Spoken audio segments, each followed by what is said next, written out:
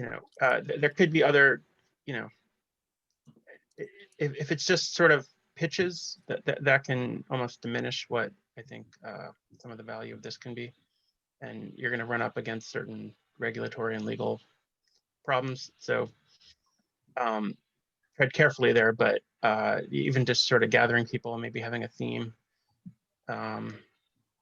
occasional expert presenter on some new innovation, or if, and maybe even having companies talk about if they have some sort of innovative way that they're structuring a deal that might actually be more interest than just financing that particular deal. Like, whoa, yes. Hey, open source it.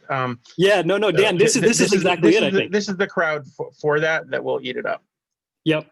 No, I couldn't agree more. I think that's my hope, is that these sessions aren't like pitches. It's like, let's have somebody interview you about the way Equal Exchange has raised capital and where you're thinking about where you're headed based on everything you've learned and everything you're seeing and all the different communities you built. I mean, that is the more interesting conversation that activates and animates more people thinking. What other people think, building off of what Dan just shared there? How does that resonate with you, Mike, Blake, Andrea, Nadav, others? Yeah, I think one thing I'll turn to in a minute, Dan, and the next part of the meeting is like, what sessions would you propose? Like, actually give me the topic that you would either want to host interviewing somebody or you want to present on to share a little bit about this. And I think it's precisely having people like you in the mix that will help this be credible and interesting, right? For other people that are maybe further along and haven't raised as many times as you have and the kind of thing. Does that sound right to you, Dan? That works for me. I can't speak to others, but Zoe, what's kind of coming up for you as you've done some deep dive in the space recently, employee ownership piece, or what other pieces? Yeah, no, it's exactly the same thing. I think one of the pieces that I have found really helpful is just from the investor standpoint, hearing how folks have structured different deals, like how that has worked, what the structures look like, what the raise has looked like. And I think since folks are innovating so much, open sourcing that information across this community, I think can be really helpful, both to give people a pathway towards participation, but also just to build the field overall. Yeah, great point. Nadav, what's one thing you're hearing as you think about this conversation? One thing came up for you, and I welcome everybody here to type in the chat here. What's one thing you took away from that most recent discussion? Well, I had brought up the idea of mapping and saw that you had done some of that already at the bottom of the document. So I was feeling really curious about just learning more.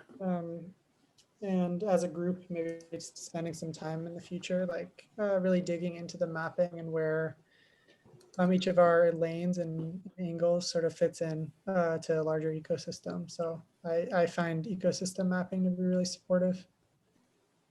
That's super helpful. Other people's quick reactions to that? Interesting? Not so interesting to you? Thumbs up, thumbs down? Couple thumbs up? Okay. Cool. Steve, Dorian, what kind of takeaways did you have coming from your discussion? I don't know if there was a discrete sort of action item, but we did note that it'd be nice to have an action item to think about something that could be concretely engaged in by the group. Yeah. Who else has a quick thought? Paul, Jasper, kind of what were your discussions? What are takeaways for you, or Max? In our group, one of the things we discussed was with respect to that agenda, it looked like there was like a 15-minute chunk of what should we do here. It looks like the primary goal is kind of give stage time for investment-ready cooperatives, and so that people can view those opportunities. Secondary to that, I think, is the container for all of this. What's happening in this meeting here, kind of the organizational development of the container that can continue to grow and carry this. So like using a little bit of the time in that agenda to allow people who may not be, co-ops or investors or don't see the primary goal as their participation, but want to support and build the container, or figure out how to support the main effort. So finding a little space for that planning to take place. Thanks, Max. 30 seconds, just maybe a quiet here. If you could type a quick thought or quick reaction that came to you in your small group in the chat. Would love to hear some more quick thoughts on that.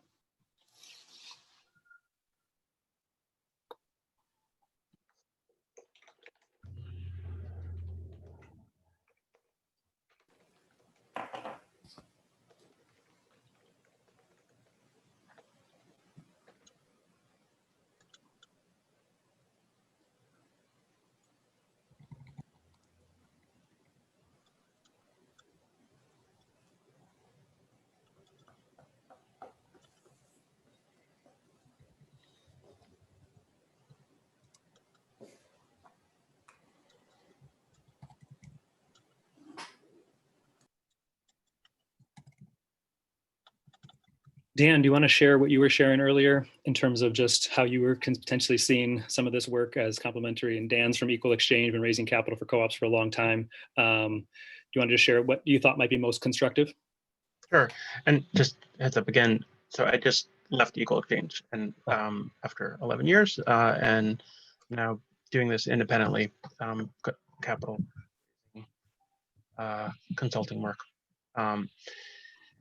What was I saying before? Just that I think there's a tremendous value in gathering all the folks we're all seeing different parts of the elephant of the creating a co-op economy. I think if we could hear case studies or innovations in co-op strategies, capital raising strategies that people have been working on that could be duplicated by others, I think would be tremendous value. Maybe even more so than just hearing individual pitches.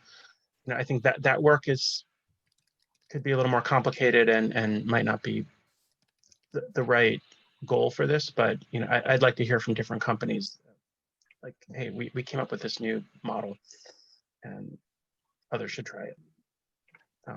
Maybe we could have sort of a proposed, white paper kind of that's circulated before, and then a brief presentation. Anyway, yep. I'll stop that because I want to hear other people. Yeah, I think I'm actually going to recreate the groups based on some private chats I've gotten. So recreate the group here for 5 minutes. I think the proposal here is like, what's one takeaway for you personally? What's one step you're going to take? I'm thinking 3 things here. So my proposed format for this roundtable is that there's maybe 4 to 8 different presenters. And I think Dan just gave you one concept of how a presenter could look. I've outlined 5 or 10 in my document. These are things that are interesting to me, like how Blake has structured Quechua Fund as an investment cooperative, how Astrid has structured, Zebras Unite as a multi-stakeholder cooperative with a patronage for people doing kind of field building, connective tissue kind of work like this. Steve, you're coming from a legal perspective, and law clinics across the country and business schools across the country are thinking about this and the education of the next generation of students, lawyers around this kind of stuff. What's sparking your imagination around the legal tools that need to shift and evolve as you've raised money for co-ops in North Carolina here? Christina, you've been in shared capital doing CD loan fund work at the pioneering edge of this stuff for many, many years, as many others. Jasper, you have 1,200, 1,600 investors, but I don't know how many millions of dollars you have, but an incredible model at RSF Social Finance that has been and you've modeled kind of a community pricing gathering sense where people build real relationships with each other. Borrowers advocate for, actually increasing interest rates, and investors advocate for lowering interest rates. I think it's a revolutionary concept of how you transform how banking relationships could actually be in this space. So I think each of you has different perspectives to bring.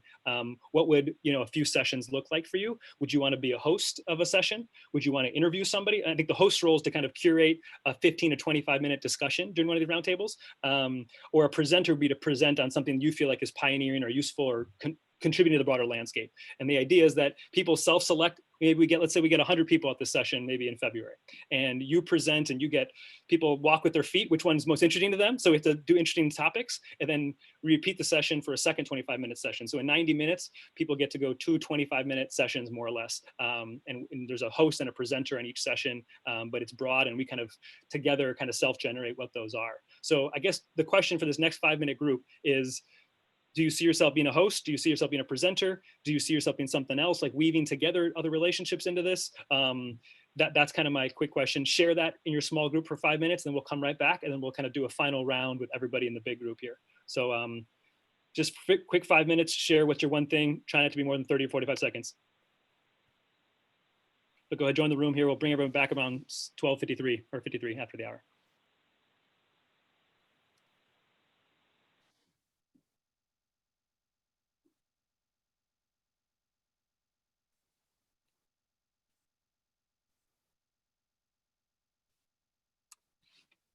Welcome back, everybody. I'm just going to try to quickly call on a bunch of you to draw out perspectives here, since we've had a real diversity from a lot of the private messages I've been getting, groups I've jumped into. But Micha, would you mind just sharing what you just shared? What's one takeaway for you? How does this fit for you? Sure. So I was sharing with my group one of the strategic goals that CFNE's board has just set for the next 3 years, and how this aligns with that. And this goal is more like a 20-year goal. And it's my job to implement it maybe in 3. All cooperatives have the access to the types of capital they need to meet their business and organizational goals. And really, the first step in that is being able to chart what are the types of capital and who's providing them, and how can we seamlessly connect our applicants with those other sources that we can't provide. So this seems like a really good roundtable to help me accomplish that. Phil Reeves, go to you, then Paul, Bradley, Chris Hunter. Just want to draw on everybody here to get final round of what you're taking away from this conversation. No, I mean, I think it was really great. I think the top of the conversation in our breakout room was who is the audience. And I know for us, we've been fundraising for a couple months now, and to Felipe, to your point, mapping the landscape is one of the hardest things. And so having a sort of an organized way for whether it's a co-op or a new manager or someone with a great initiative to understand the landscape, that's a huge advantage that I think this community can be helpful with. Paul, Chris Hunter. Great, thanks. Well, this is one of the more exciting conversations I've been involved in a long while. I think raising the profile of cooperative ownership, specifically in low-income communities and communities of color, is enormously important right now. It's always been important, but great to see a lot more interest they are in.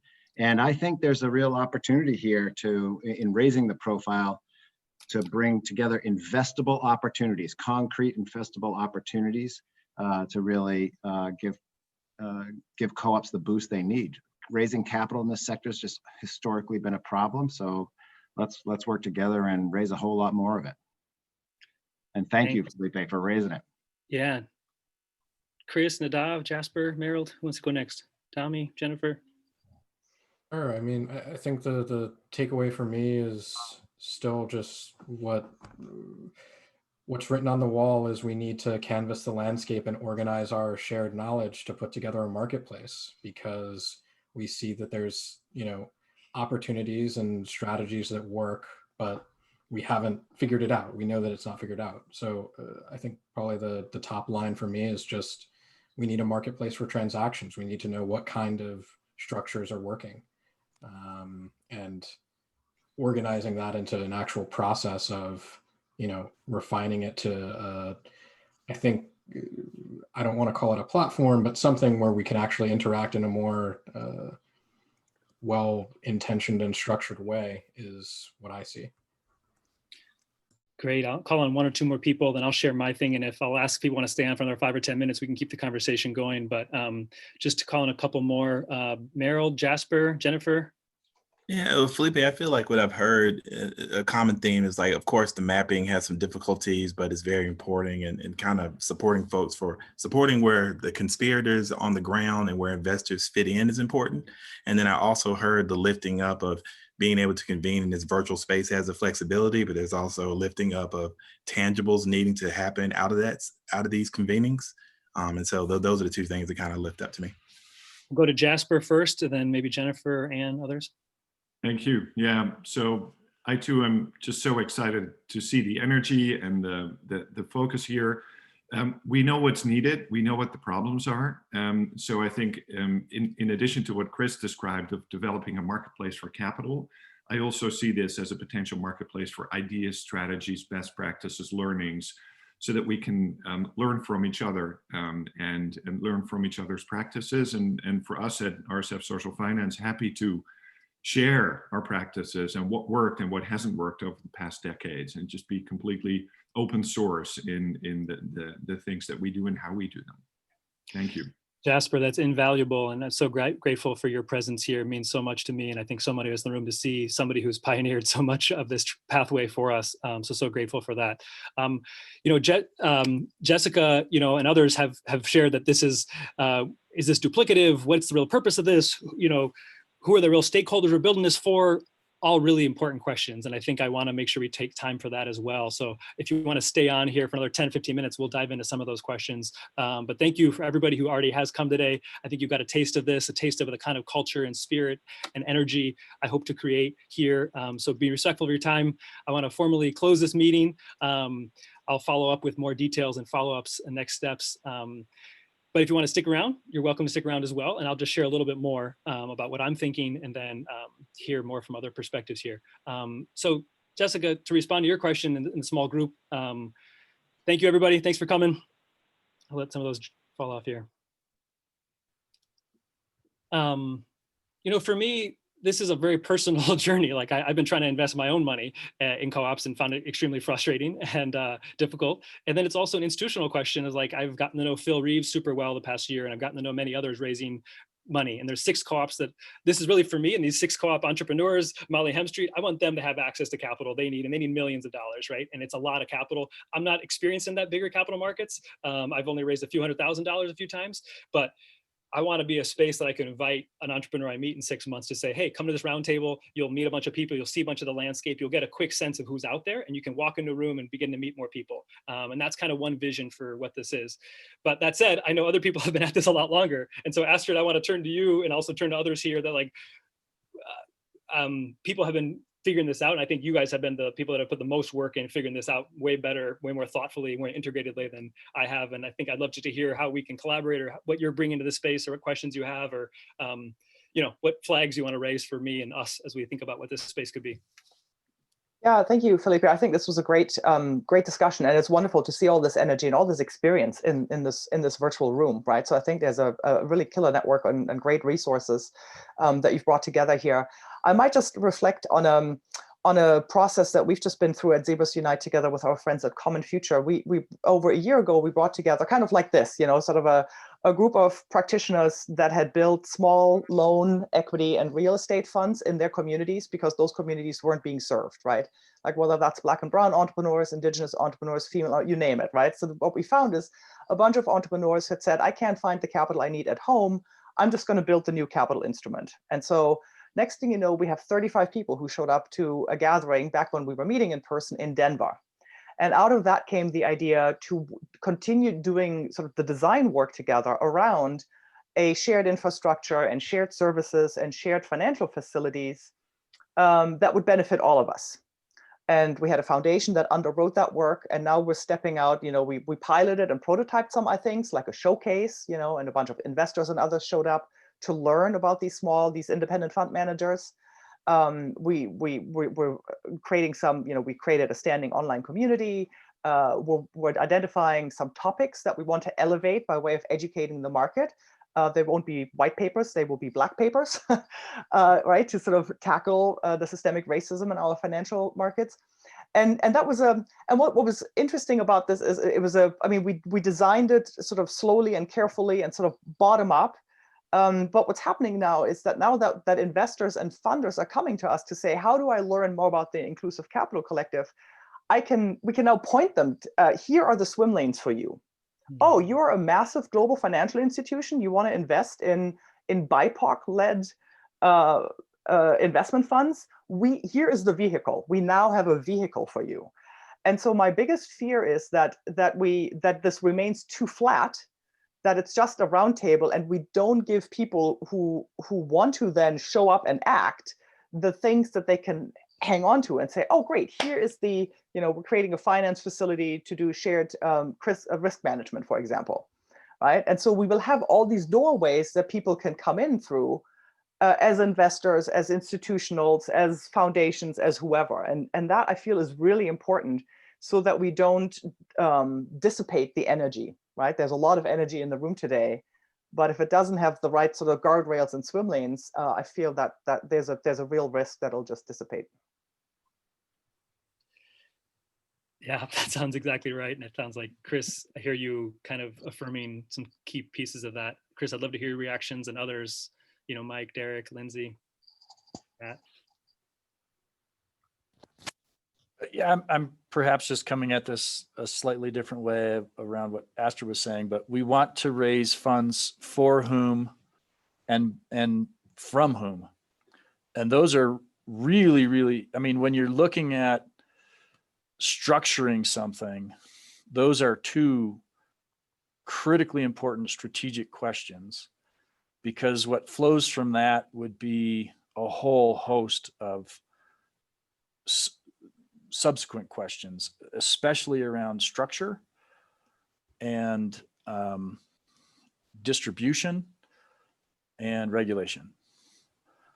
And, you know, so I would, but that again, there's a higher level question that we were talking about in one of the breakouts, which is, what is the primary purpose for this convening? That's a really good question. It's Astrid's question, just repeating that back. And if, so one of the breakouts, the breakout that I was in twice, it seemed the most energy was around bridging between perspectives around deal flow. So people who have access to investor capital, their perception is there isn't enough deal flow. People who are working on deals feel like they have plenty of deals for now, and they have a challenge of bridging over to investor capital. But you know, that's a really quick jump between why are we convening and should we be doing these deals right now? And I would interpose the strategic question right in the middle is, you know, which investor archetypes and which co-op archetypes are going to be prioritized earlier and which are going to be prioritized later? Because as Astrid observed in the last breakout, and I agree, this is a pretty remarkable convening of talent. This is really distinct from the last convening you did, Felipe, which is like, what should I be doing as an individual investor, right? And you know, if the energy continues to amass around this, you get some really tough strategic questions about. I'm just restating what I just said. For which investors first, and for which type of deals first. Yeah, Chris, let me just jump to pull in a few more voices here, but I think you've kind of made the really good point there. Derek, Lindsay, Mike, Andrea. Let's go to you, Derek. My only input here would be like, it's a very complicated question about what is the theory of change of get more capital to co-ops that I think I don't think I have the answer, but I do think that it's a more nuanced question than, you know, just get more money to co-ops. Like I think Astrid, you brought up the idea that like an institutional infrastructure for collaboration is a little bit more, it's more general, right? It has more swim lanes or whatever. Like we could talk about what that looks like. And that to me is, yeah, I don't know. I think there's that question about like why exactly more capital to co-ops, and like who, and like what exactly do we mean by co-ops actually, I think is a non-trivial question, even for folks who have been in the co-op movement for a long time. And then, yeah, and then on the other side, like what is the goal to get, like, you know, a couple $1 million funds in local areas to fund, you know, the seed round of a couple companies? Because I'll tell you how that ends. It ends with people converting out of their co-op form into a venture capital form. Period. Like, I know, I've been involved in those deals. It sucks. So I guess I'm like, for us, a lot of what we're thinking about now is policy, because we've done a bunch of, not exactly co-op deals, but like, you know, deals that include multi-stakeholderism and, you know, other stuff like that. And the real barrier we keep running into is I think it is illegal to do the thing that we want to do. Like, it's not exactly illegal, but it's quite difficult, or it's extremely expensive. And I have a feeling that if we oriented around policy, and I'll say something like slightly provocative here, but like not exactly co-op policy, like something maybe like one layer more broad than co-op, I I think we might unlock much more capital than any group of people sitting on a Zoom call ever could. So that's all to say, like, I don't think those are the only valid theory of change directions. I don't think that, you know, our analysis of the landscape is the only valid one at all, but that's my like intuition and my thought, you know, based on this conversation. Having done a bunch of deals, having been a part of a bunch of roundtables, having seen the sector like both grow in these like moments of like viral popularity and then basically just collapse because it's actually just really difficult and expensive and hard and semi-illegal to do the types of things that we want to do. And there is like a series of bubbles that everybody lives in, which is like, we do worker co-op, so we do steward ownership, or we do this thing. And it's like, I'm excited personally about opening that up and being like, oh, actually, what's the common thread across all these different movements, and what kind of like tiny policy interventions could we get through, say, in the Biden administration that would just help everybody and the best idea wins? Like, that would be great. Super helpful, Derek. Really appreciate that contribution. Lindsay, go to you, then Mike, and then Andrea and Matt. I missed the beginning, so I won't add. I love what Derek just said, though. I really think it's a policy game that we haven't been focusing on enough, that there's an opportunity with Warren, with Biden, with some of these real economic disruptor, not Biden, but disruptors coming to the table, that like it needs to be matched with policy. SBA loans, policy, things that people have to have access to equity if we're really going to impact those that have no access to equity today. White people have a lot of access to equity. Andrea, maybe we'll go to you first and then go to Mike and then Matt. Just because you were part of our shared ownership workshop where we kind of started to play with this policy question in a bigger way in August, but just you've obviously been super influential in policy over your past couple of decades of big involvement in politics, 400,000 postcards a week the past, 6 months, and mobilizing in 9 states and NAACPs and 10 religious partnerships. I mean, you know how to run the political game here. Curious your reactions and your thoughts and just your overall reflections here. All right. When we talk about policy is a great game. So it becomes really, really critical that whatever we put together, it be understandable at between the 4th and 7th grade level. We are not having those discussions now. Half of what we're talking about, I don't really understand. And I'm normally one of the smartest people in the room. I don't know if we're going to have a people's budget for the next congressional session, but if we are, then can we get something put together so that I can work on getting it in the people's budget? Once it's in the people's budget, then the People's Budget Coalition, we can highlight anything that is really going to help that investor equity for, quote, the people. The other thing is how can we let the 40,000 volunteers that I have, my 4 national churches, know that the possibility for them to maybe divest a very tiny portion of their wealth from their standard investment funds into something like this, how would they do that? And then to let the people who need it, I'm going to be opening democracy centers in 10 states. 7 of the states are going to be in the South in low-income communities. How do we let people in low-income communities, A, know that this exists? How do they learn to put something like this together? So those are kind of the 2 questions. I sit at several DC tables. I would wonder how many people at the DC tables actually know and understand that this exists. People who have literally just dumped millions of dollars into something as transitory and semi-pointless as an election. Thank you, Andrea. Couldn't agree more. Any other quick... Downbeat. So true. Mike and then Matt, and then we'll kind of close it out here. Sure. Brand new to this group. I want to thank you, Felipe, for letting me jump in with this discussion. The reaction I'm having is, where are the institutional folks in the co-op world? Why aren't they sitting here helping with this?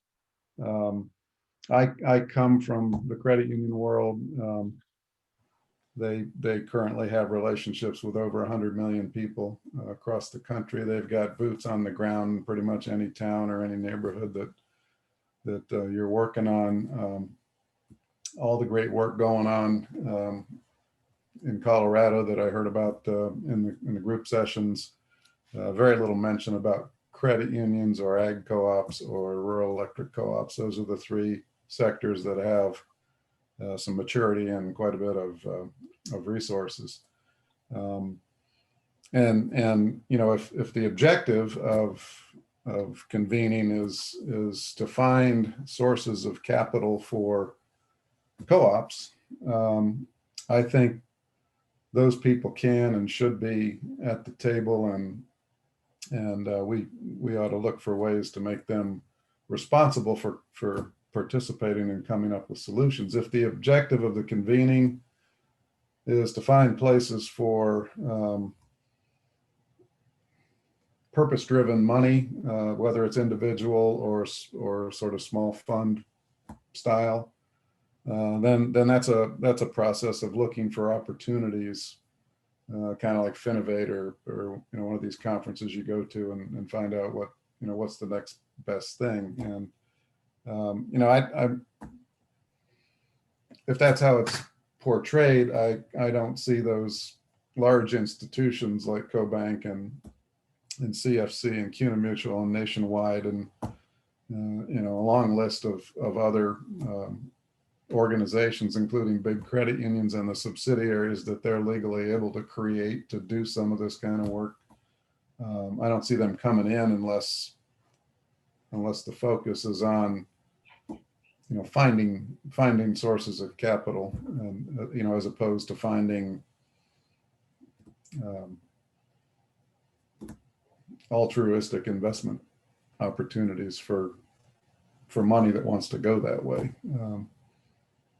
So that's just a question I have at this stage. It's the first time I've sat in these discussions and been exposed to some of the thinking. So maybe I'll mature after a couple of more get-togethers. No, Mike, I think you bring, I think, the crux of, I think, one of my aspirations. I've been with Paul Hazen and Doug O'Brien for the past 10 years and have just a tiny glimpse into the credit union and more mature kind of co-op industries. And I think that to me is partly what I'm hoping to, what I hope this kind of space could be, is to bring in more of those voices and more of those players. And I think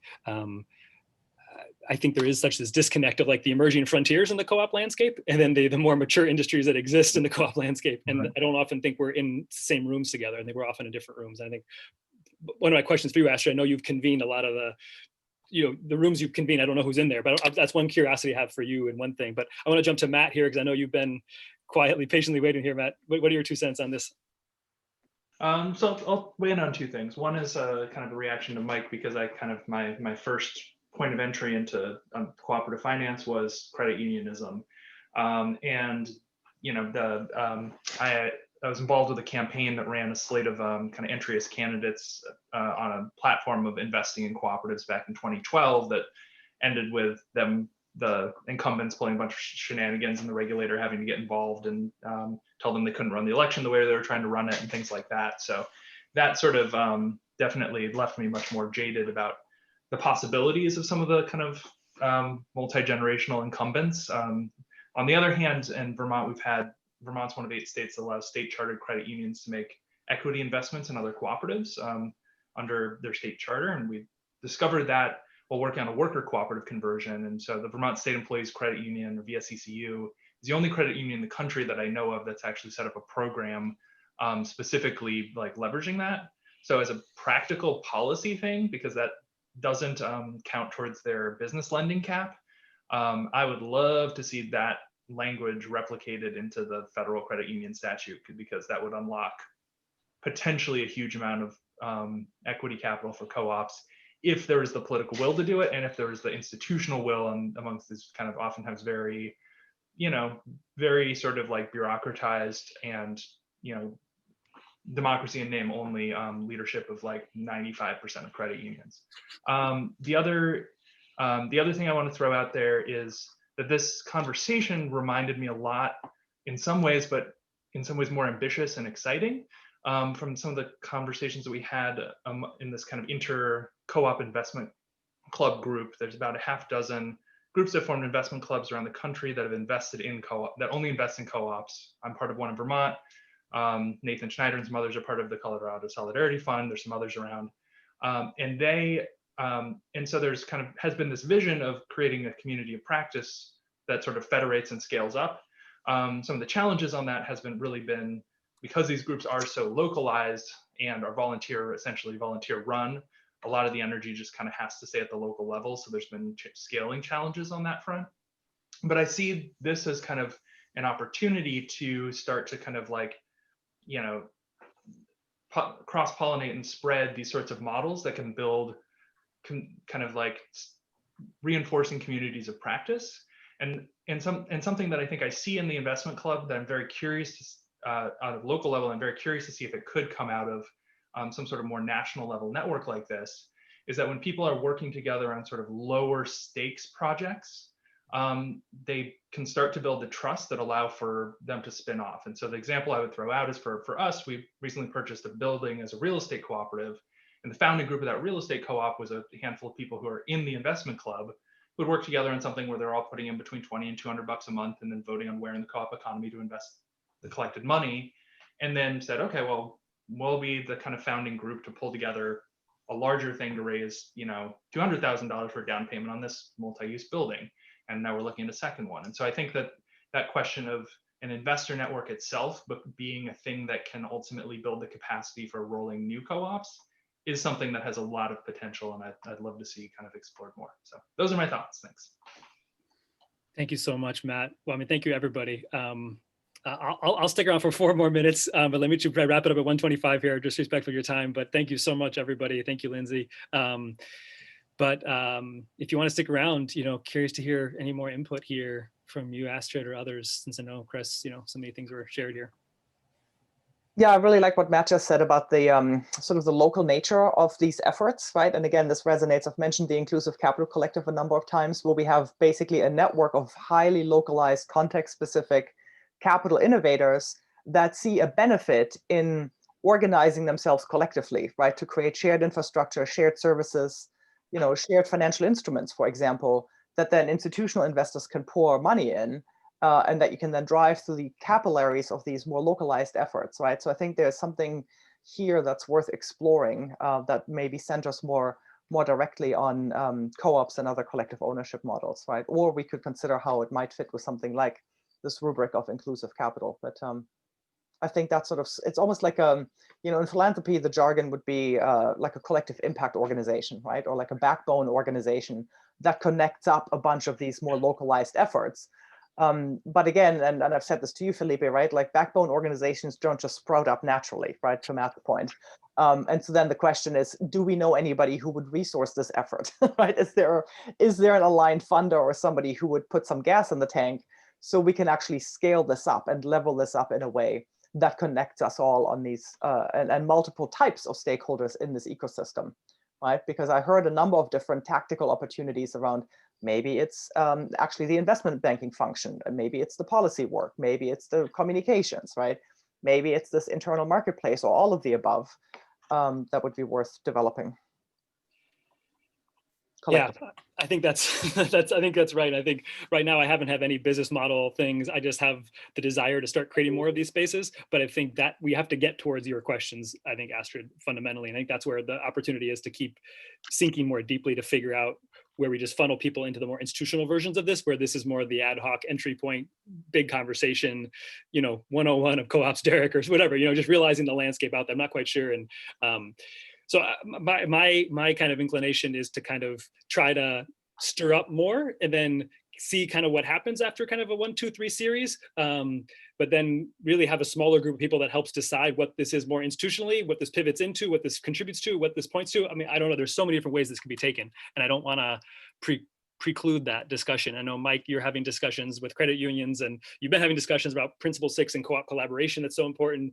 You know, the policy question here is so important. Derek, Andrea, you know, I think we all want to be part of that coalition, and we can all be part of the changing policy coalition conversation. And then there's the tangible capital levels, the you know, few $1,000, $10,000, $100,000, you know, 5 million, 10 billion, right? There's 10 scales here. And I think what scales are we focused on investor activation level, recognizing, Matt, like you said, when you do small stuff, you can catalyze bigger stuff when you have that trust. Yeah, I think Felipe, there's, I mean, I'm so just so pragmatic about these things, right? I think you could go to Open Society Foundation tomorrow and say, hey, listen, we had this initial, group of 30 people that came together that generated a blizzard of ideas.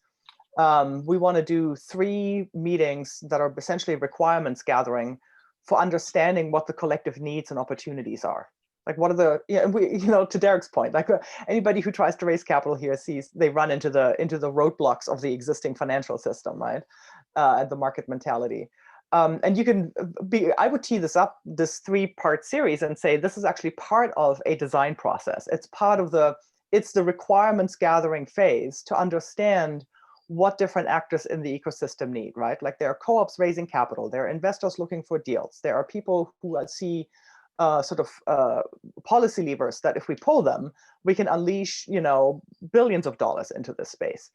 And use this 3-part series to basically curate and collect and curate these requirements, at the end of which you go back to a funder and say, great, now we want more support, or we maybe self-fund to build the thing that becomes the engine for driving these strategic priorities forward together. That's sort of the playbook we followed with the ICC. And we're kind of blown away by who's now showing up, like the size of financial institutions that all of a sudden goes, wait, you have 100 BIPOC-led community funds, and you can help us invest in them? That's great. That's a really good problem to have as an intermediary, right? Or all of a sudden there's this need for an investment banking function. I really liked what Matt said. Like, you build trust in this group, and then you have an opportunity. So, for example, we have a couple of real estate funds where we're now saying, all right, well, what would it look like to help Lanier, raise the 20 million he's looking for his strategy, right? And then 3 months later, maybe it's Vanessa's turn, right? Because she's raising this Indigenous Women's Fund. So there's some really practical things we could be doing together that comes out of, there are all these other emergent qualities that I think you're excited by, Felipe, but I think you can actually put a bit of a scaffolding around it and tee this up with, funders and investors. That's a really good point, Astrid. I don't know if we can run longer, Felipe, or not. You might have to jump off. Go ahead, Chris. No, go ahead. Well, I was thinking, like, there's, So thank you. There's kind of first, second, and third horizon things. And, the third horizon stuff are things that do not exist in the world that we wish to exist in the world. And somebody's got to put the energy to make them exist in the world. But there's also a lot of first and second horizon things, right? Like, things that already exist in our world, and we can just make them do more and better. And second horizon things that exist in the world somewhere else, and we want to pull them closer to this sector. And that's why I put in the note, in addition to philanthropic funders that Astrid was noting, there are massively scaled institutional players who kicked the tires on this 15, 17 years ago. That's one of the reasons why I was advocating to have Adam Schwartz come in at some point to talk about his learnings when he wanted to create essentially a retirement plan investment instrument. And it failed. There's a bunch of reasons why that failed, but there's massive learnings around it. And it might have been that Adam was just a little too early. That said, like, that to me is a second horizon idea. Like, ESG oriented mutual fund companies exist in the world. They already have pre-existing institutional and retail distribution. And if there were sufficient deal flow, they would re-kick the tires on this, just as Astrid's saying. So I don't know. And that might be one of the ways to get at the tension between long range horizon, big dreaming and near-term pragmatism. And you could potentially divide one of the 3 future convenings along those lines. Like, which horizon do you want to be working on? Stuff that's already working in our sector that we want to grow more, like the pre-existing cooperative development funds that they've been running in some time, in some cases for 3 generations. Second horizon stuff where we bring other institutional types into the space, and or to Mike's point, when we look at pre-existing scaled cooperative institutions, CoBank is seasoned at investing in farmers. They're not seasoned at investing in non-agricultural endeavors. So could they be coaxed to come over in this direction? Maybe not. Could they be enticed to think about farming differently? Probably so, right? That opens up a whole new space around who's a farmer and who gets to farm. That's a really important equity question that's playing out in the ag space right now, and it might be an easier way to go at that particular sector, et cetera. And then the third horizon stuff, the dream big stuff, that's just super, super fun, but it's the likelihood it's going to create an immediate deal opportunity is pretty low. And there's going to be different tensions and different aspirations and different motivations as you convene these players. And I'm interested in all 3, frankly. I mean, I think there's a lot to be gained around equity and inclusion across all 3. There's a lot to be gained for co-ops across all 3, et cetera, et cetera. So I'll stay in the game however you slice and dice it. But I think there's going to be this tension where at some point it's going to have to be sliced and diced. Yeah, and I appreciate, Astrid, you giving me a little of a track record to understand the requirements and multiple sessions to help build that, because I think that's my desire too. But I'm curious, Derek, Mike, other reactions here as both kind of Zebra, or both Astrid and Chris kind of share these thoughts. I need to learn more about it, but I understand that Van City Credit Union in Vancouver, they allocate funds to loaning money and investing money in local co-ops. They see that as part of their duty, and what it suggests to me is that if we had an infrastructure that we could assemble with some cross-sector collaboration, especially at these large tertiary institutions that support the big existing co-ops, that we could look at credit unions as conduits out into the communities. And if we can get the credit unions to collaborate locally with the other cooperatives, maybe even become causal in creating new co-ops, especially worker co-ops, that if they just had a place to turn around and obtain insight and obtain money, they could be a good distribution system, out at the street level. And so I'm just beginning a project with NCBA, and we're kind of heading toward this this idea that cooperatives cooperating can generate all kinds of benefits that they aren't aware of at the local level, because they're just trying to do their function and support their own members, and they literally don't have time to look up and think globally about how the place could look different if we put a dam down at the end of the river there and filled it up with water. So and same thing with the rural electric co-ops. They're out on the street level. They're hooked up to 30 or 40 million meters. If there's no reason why it wouldn't be in their interest to be a distribution channel for some elements of what we're talking about here. So that's kind of where my thinking is, where my interest is, and so I'm trying to weave together the ideas and the commitment that it'll take to get some of that to start happening, and capital, flowing capital down to the street level for co-ops is just one element of all of that. Sourcing inclusive employees.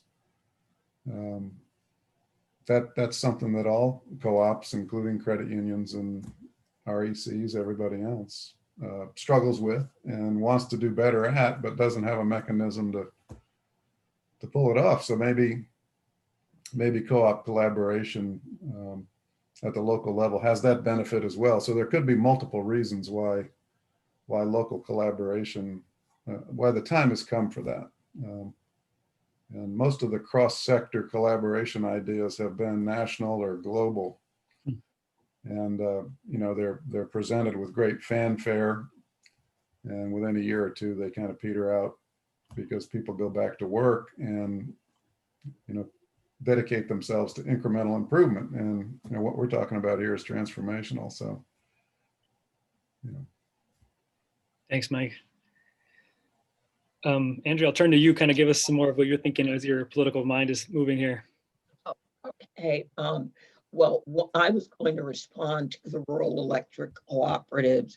One of the biggest needs, really, and something that every REC should be doing is, of course, rural broadband. There are many that are not doing it because they simply don't. Let me just credential you here, Andre. You're on the board of your rural electric co-op in Roanoke, Virginia, and you've also No. I ran for board at Rappahannock Electric Cooperative. That's the second largest REC in the United States. Didn't win. But through that work, you've also got connected to We Own It and kind of some other. Yes. So, and then I'm a member of AEO on the Democratizing Rural Electric Cooperatives. I work on that. I'm a member of SEN. So I do a lot of work around rural electric cooperatives. What they should be doing is, again, picking up on their original mission. Rural communities desperately need broadband, obviously now for education, and they are not doing it. Capital is available to them. When I spoke with my own cooperative, Abigail Spanberger's mother is my best friend. They had money in the federal budget that they would have been happy to give to REC. The state had money. They didn't want it because they didn't want to do it. So we are really going to need to pressure them to remember who they are and why they exist, and or we may need to look at how do we come up with a cooperative models where the communities basically do it themselves, because we have already seen that digital divide is really getting better. It's getting bigger. It is not improving. So they're a very interesting bunch. They've gotten fat, they've gotten lazy, they're going to get their money, and they aren't trying to do any new work. They made that clear. The Georgia cooperatives told us the same thing. No, we're not doing anything more than what we're doing now. So I basically work on legislation to regulate them a hell of a lot more tightly because they're basically unregulated. What I was talking about is we are going to need to impact policy because our current economic policies do not support what we really need to do. We have a vehicle, if there is going to be a new people's budget for the 117th Congress, because I can get things added directly into that budget. I merely need to ask, and we have to, on one page, make a case that this makes sense. Once we would do something like that, then there are a coalition of groups that will push the budget, and then we can highlight why certain things are very, very important. And they're going to love the idea of rural communities were at the forefront of this election. Everybody was trying to turn out the rural Black vote. That is what I do. So I listen to what these communities want. They care about affordable housing, they care about the minimum wage, and they care about rural broadband. Whoever can begin to answer any of those needs sets us up for people being willing to vote in 2022. If we don't do something about these communities right now, which is why I'm building all these democracy centers, Those communities are not going to vote in 2022. They're just staying home, saying, we don't get anything under Republicans, we don't get anything under Democrats. Doesn't matter. And that's the fight I fight. It's amazing. One of the things I wanted to just a tiny grain of sand to throw into that is it feels to me like there's a version of this conversation which is like, oh, let's get co-ops to do more co-op stuff with other co-ops. And then there's a version of this conversation which is like, how do we deliver on those promises, as you were just saying, Andrea? And I don't know, but my sense is that we need to build new types of institutions that we can then replicate. And they may be co-ops, they may be like hybrid forms, they may have, features of co-ops and features of other things. By Astrid. But and they're run by the people that actually have the need, as opposed to people who don't have the need. Empower the local communities. Powerful communities empower people, vote, and they really work hard to help other communities. The cooperatives who have become wealthy, they don't need to help anybody. They've got theirs. We also, I do a lot of work with faith partners. I love when they talk about toxic theology, that right now, so many organizations and people are in the concept of me. We want to work on institutions that really encourage the concept of we. And that's what cooperatives are. Cooperatives are we, well, those that haven't forgotten why they exist. Yeah, and this is totally agree. And it'll be interesting to see. I sent you our fellows link, and a lot of those folks are working on trying to build these they're really economic institutions, but the long goal is exactly what you're talking about, is build a power building play, which is okay, these people collaborate in an institution where their voice matters, where they're heard. It's not we help them set it up, but I'm not on the board of anything. It's more just helping organize the initial moment.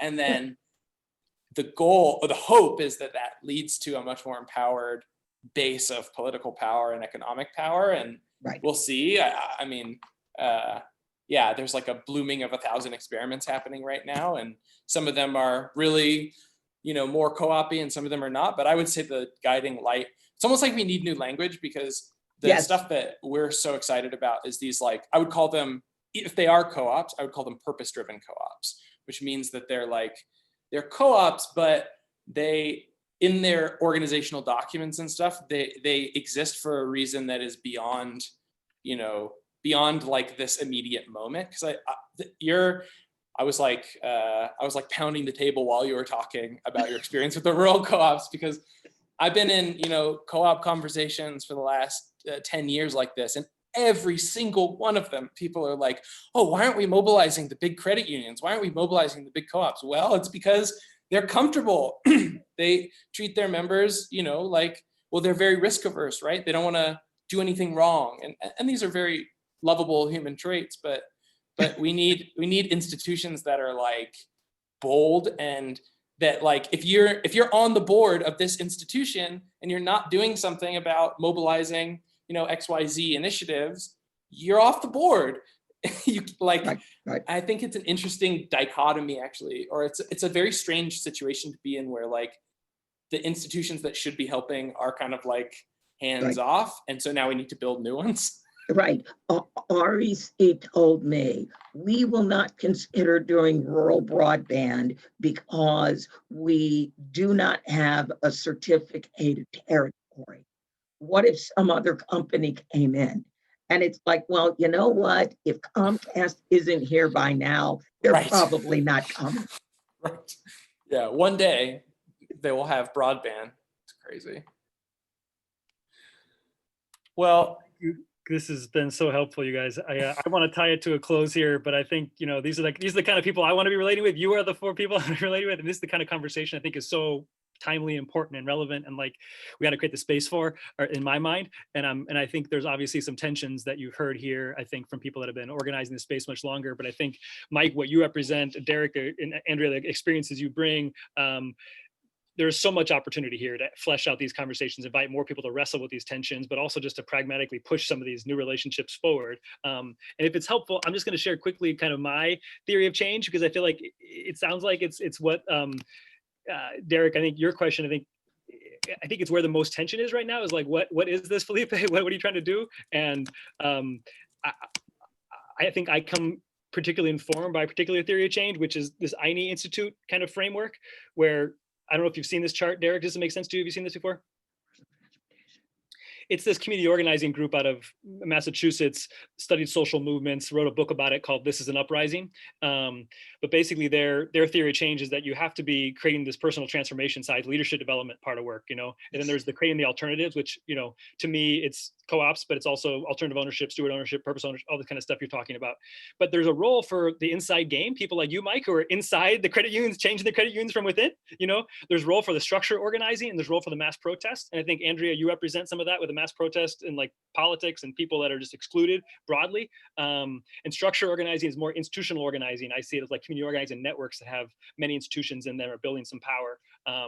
And whether we look at Egypt and Mubarak and ousting, they kind of write a case study around that, or any kind of social movement for change has had some of these elements, and they kind of codify it in some helpful ways that are useful for me. But I see co-ops as we're building, kind of help people understand what the alternatives are as they exist, and but also recognize there needs to be connective tissue between people that are doing the personal transformation work, just educating investors or educating individuals, entrepreneurs, but connected to the alternative, but connected to the people that are in the inside, changing the co-ops from within, and also changing the broader culture through mass protests. We just need to be aware of each other and in relationship to each other. So that's part of my thinking behind this gathering, and who I convened here. But it's not, this is new for a lot of people. I'm open to evolution on this, but I just thought it might be helpful to ground you in how I thought about this gathering. And I don't know if that provokes any other thoughts before we should probably close and convene another gathering in January.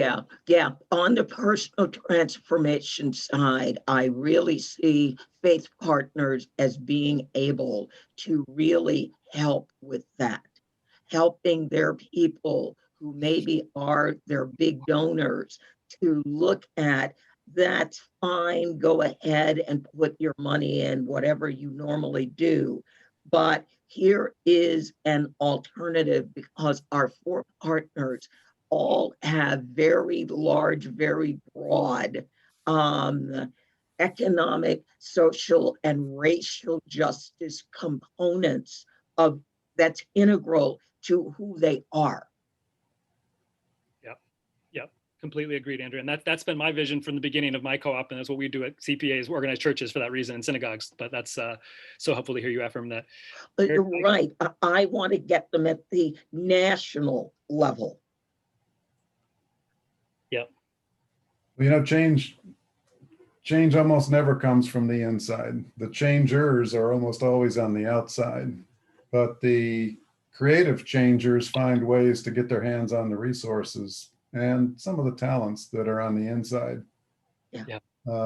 So I don't come at this from the standpoint of changing the conservative thinking that you described, Derek. I come at it from the standpoint of hanging out with you guys. well, and I'm working with progressive-ish churches. I'm not working with the evangelicals. These are the progressive folks. Right. These are the progressive folks. You should be down here helping Stacey Abrams. Well, no, not really. We do C3 work. We help voters. We don't help politicians. We ignore them. For us, it's all about the voters.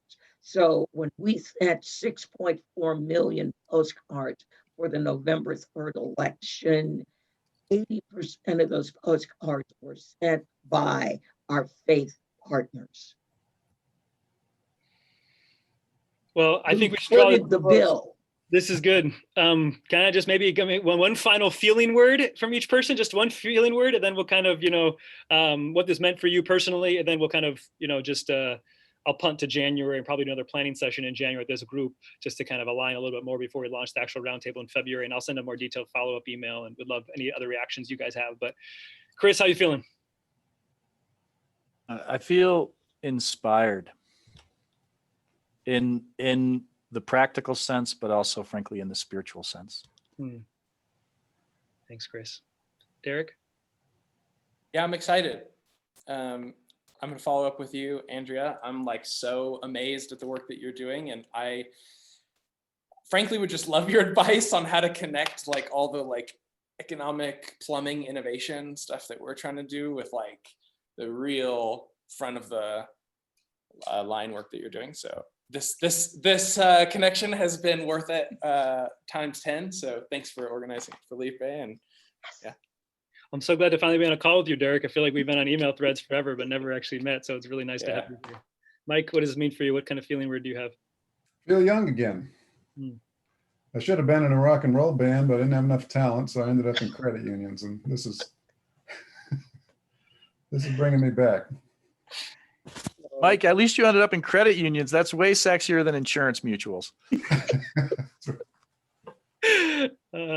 Andrea, what kind of feeling strikes you? I am feeling very, very hopeful to meet this group of people. I think we will be able to really begin to start making that deep-seated change in communities that really needs to be made. And I think that we can give communities hope. So, I mean, again, people in Detroit are losing their homes because they can't afford to pay the taxes.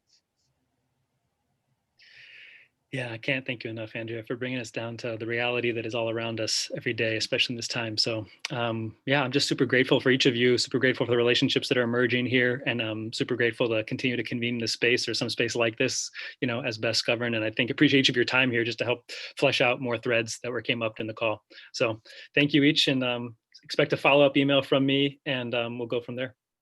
All right. Thank you. Take care.